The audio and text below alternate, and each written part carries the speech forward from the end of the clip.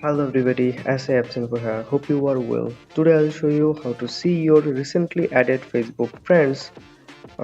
It's an easy process, so let's start. First of all, open your Facebook app and then go to the profile options. As you can see the profile, just click on the three dot menu beside edit profile. After that, click to the activity log options and then you can see lots of options there. Just scroll down and click to the view activity history options. After that you will see lots of options there. Just click to the filter options below archive, so click to the filter options and then click to the categories options.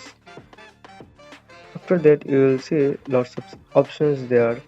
Just click to the profile information and after that the connections options, so click to the connections options and then you can see option that added friends, so click on that. After that you will see the friends you have added on your Facebook. So those the process how you can see the added friends.